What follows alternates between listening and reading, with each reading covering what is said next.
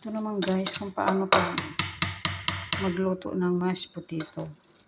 Yung mashed potato guys, pakuluan lang natin yung patata na malaki.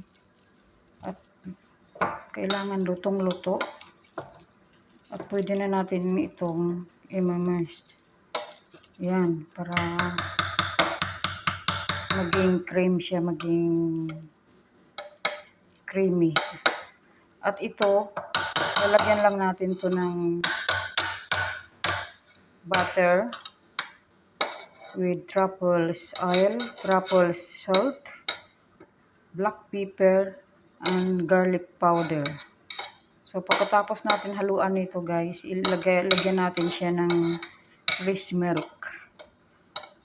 Pagkatapos na melt na yung fresh milk guys, lalagyan natin siya ng mozzarella cheese.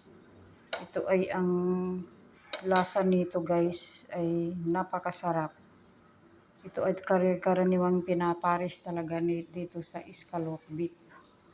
So, ayan guys.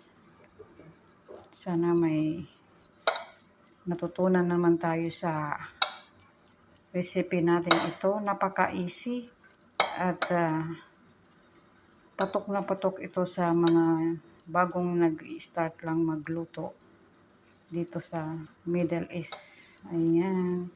So guys, thank you so much for watching. And this is ready na ang ating scallop. Very crispy and crunchy. And together with creamy potato, mashed potato. Alright guys, thank you so much for watching.